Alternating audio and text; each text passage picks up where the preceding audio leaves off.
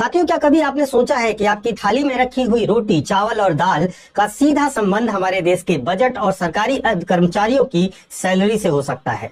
जी हाँ, आज देश के गलियारों में, मीडिया हाउसेस में और यहाँ तक कि सरकारी दफ्तरों के चाय के स्टॉल्स पर सिर्फ एक चर्चा सबसे गर्म है और वह है 8वें वेतन आयोग की।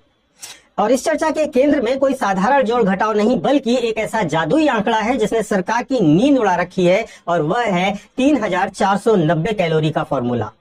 कर्मचारी यूनियन यह दावा कर रहे हैं कि यदि 3490 के वैज्ञानिक फॉर्मूले को और आज की कमरतोड़ महंगाई को तराजू पर तौला जाए तो कर्मचारियों की केंद्रीय कर्मचारियों की न्यूनतम बेसिक सैलरी 18,000 रुपए से बढ़कर 69,000 रुपए तक हो सकती है। अब जरा सोचिए कि क्या यह मांग केवल एक हवाई दावा है? क्या वाकई भोजन की कैलोरी किसी देश की कर्मचारियों की सैलरी तय कर सकती है? और सबसे बड़ा यक्ष प्रश्न कि अगर कल को सरकार ने यह मांग मान ली तो क्या हमारी अर्थव्यवस्था इस आर्थिक सुनामी को झेल पाएगी? तो चलिए एक एक कर इन सब पर बात करते हैं। लेकिन इससे पहले कि हम इसकी गणित की गहराइयों में उतरें, एक कड़वा सच भी सबसे पहले स्वीकार कर लेते हैं कि 18,000 रुपए की न्यूनतम बेसिक सैलरी आज के भारत के किसी भी महानगर में एक सम्मानजनक जीवन जीने की कल्पना करना इस पर वैसा ही है जैसे बिना ईंधन के गाड़ी चलाने की कल्पना करना। यह बहस केवल आंकड़ों की बाजीगरी नहीं है, बल्कि यह इस बात का भी लिटमस टेस्ट है कि दुनिया की सबसे बड़ी अर्थव्यवस्थाओं में अपने आप को शुमार करने का दावा करने वाली भारतीय अर्थव्यवस्था अपने उन हाथों को कितना आंकती है जो इस व्यवस्था को चला रहे होते हैं। अब समझिए साथियों कि ये पूरा माजरा आखिर है क्या। भारत में हर 10 साल पर एक पे कमीशन यानी कि वेतन आयोग का गठन किया जाता है। आजादी से लेकर अब तक 7 वेतन आयोग आ चुके हैं। इसका असली काम होता है रियल इनकम को बचाना। ये इसका काम सैलरी बढ़ाना नहीं है, रियल इनकम को बचाना है। इस पर ध्यान दीजिएगा। मान लीजिए 2016 में आपको 100 रुपए मिलते थे और 1 लीटर दूध 40 रुपए का था। 2026 में दूध 70 रुपए का हो गया, तो अब आपकी जेब में अगर आज भी 100 रुपया ही आ रहा है तो तकनीकी रूप से आप गरीब हो चुके हैं। और इसी परचेजिंग पावर यानी कि खरीदने की क्षमता को बनाए रखने के लिए हर 10 साल पर केंद्र सरकार वेतन आयोग का गठन करती है। अब आते हैं उस सवाल पर जब आप सबके दिमाग में इस थंबनेल को देखकर कौंध रहा होगा कि सर, इस सैलरी के बीच में कैलोरी का मामला कहां से आ गया? क्या सरकार नाप कर खाना देने जा रही है? साथियों, यही सबसे बड़ी गलतफहमी है। यह कहानी का तार जो है, जो यह बात है, यह बात आज की नहीं है, बल्कि साल 1957 की है। और 1957 में हुआ था Indian labour conference. Indian labour conference में देश के बड़े बड़े नीति निर्माताओं और वैज्ञानिकों ने बैठकर एक बात तय की थी कि एक मजदूर या कर्मचारी को कम से कम इतना वेतन तो मिलना ही चाहिए कि उसका परिवार कुपोषण का शिकार न हो। और इसी के आधार पर बनाया गया था 3490 कैलोरी प्रतिदिन प्रति परिवार का मानक। और इसका मतलब यह नहीं कि सरकार आपको खाना खिला रही है, बल्कि इसका मतलब यह है कि अनाज, दाल, दूध, सब्जी और प्रोटीन की इतनी मात्रा आपको प्राप्त हो सके जिससे आप 3490 कैलोरी का भोजन खरीद सके, आज उसकी जितनी मार्केट वैल्यू है उसको ले सके। और इसके साथ साथ इसमें ऐड किया जाएगा कपड़ा, मकान का किराया, बच्चों की पढ़ाई, दवाई का खर्च और बिजली का बिल भी जोड़ा जाएगा। यानी कि सामान्य शब्दों में, साधारण शब्दों में कहें तो कैलोरी फॉर्मूला कोई डाइट चार्ट नहीं है, बल्कि कॉस्ट ऑफ लिविंग नापने का यानी कि जीवन जीने की लागत नापने का एक साइंटिफिक पैमाना है। अब जरा डेटा को देखिए। अगर 2016 की हम बात करें तो 2016 में दूध जो है 35 से 40 रुपए पर लीटर आया करता था। 2026 में यह 75 रुपए के आसपास, 65 से 75 रुपए तक पहुंच गया है। एलपीजी सिलेंडर जो 500 रुपए तक मिला करता था वो 900 से ऊपर मिल रहा है। जो खाद्य तेल आप खरीदते हैं वो 70 से 80 रुपए का था, वो अब 140 से 160 से ऊपर जा चुका है। और रेंट और ट्यूशन की तो बात मत कीजिए, जो कि हवाई हो चुके हैं।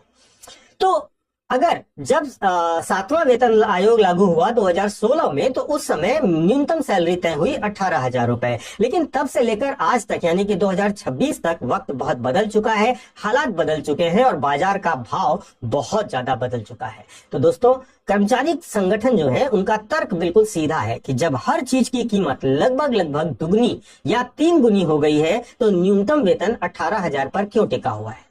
अब जब वे बढ़े हुए भाव को 3490 कैलोरी वाले फॉर्मूले पर फिट करते हैं तो आंकड़ा निकल कर आता है लगभग 69,000 रुपए का। लेकिन ध्यान रहे साथियों, यह कर्मचारियों की मांग है। कर्मचारी संगठनों ने सरकार से, वेतन आयोग से ये मांग की है। सरकार ने इसकी कोई आधिकारिक घोषणा अभी नहीं की है। सोशल मीडिया इसको लेकर भ्रम भी फैला रही है। तो आप बिल्कुल क्लियर समझिएगा कि यह कर्मचारी यूनियंस की मांग है। अब बात करते हैं इस सिक्के के दूसरे पहलू की, यानी कि सरकार के पक्ष की। अगर कल सुबह सरकार उठे और कहे तथास्तु, आपको दिया गया 69,000 रुपए का न्यूनतम वेतन कर दिया गया, तो जानते हैं क्या होगा। सुनने में यह लॉटरी जैसा लगता है, लेकिन अर्थशास्त्र का एक नियम है, there is no free lunch, यानी कि मुफ्त में कुछ नहीं मिलता।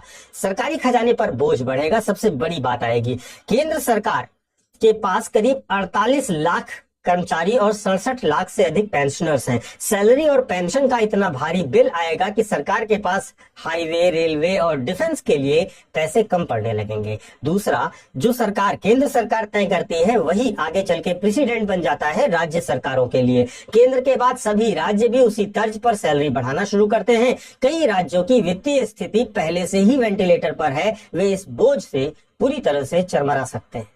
और तीसरी और सबसे महत्वपूर्ण चीज जो होगी वह है डिमांड पुल इन्फ्लेशन की।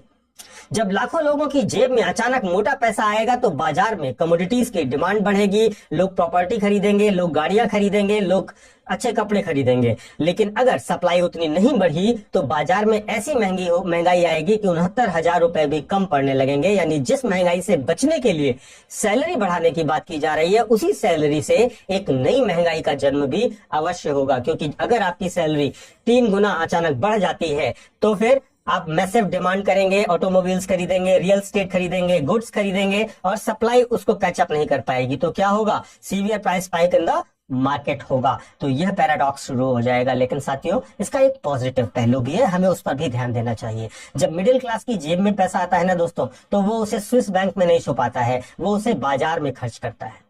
और जब वह नया घर खरीदेगा तो रियल एस्टेट आगे बढ़ेगा। जब वह नई कार खरीदेगा तो ऑटोमोबाइल सेक्टर में ग्रोथ होगी, उससे कंजम्पशन बढ़ेगा, कंपनीज का मुनाफा बढ़ेगा और देश की जीडीपी को भी नई रफ्तार मिलेगी। ये वह पक्ष है जिस पर कम लोग बात करते हैं। 7वें वेतन आयोग के बाद भी देश में हमें ऐसा ही बूम देखने को मिला था।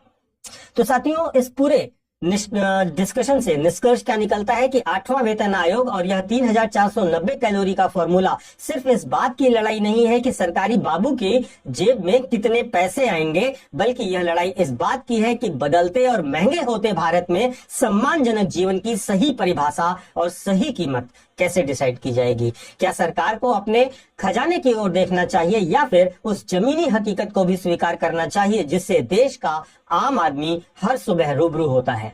इस पूरे विश्लेषण पर आपकी क्या राय है दोस्तों? कर्मचारी यूनियन की इस मांग पर आपकी क्या राय है? क्या आपको लगता है कि आज के इस दौर में 18,000 रुपए की बेसिक सैलरी वाकई नाकाफी है? क्या न्यूनतम वेतन 69,000 या इससे थोड़ा ऊपर होना चाहिए, या इसके बीच का कोई रास्ता निकाला जाना चाहिए? अपने विचार नीचे कमेंट सेक्शन में अवश्य साझा कीजिएगा। वीडियो यदि पसंद आई हो तो इसे लाइक कीजिए, चैनल को सब्सक्राइब कीजिए और अपने दोस्तों के साथ शेयर करना मत भूलिएगा।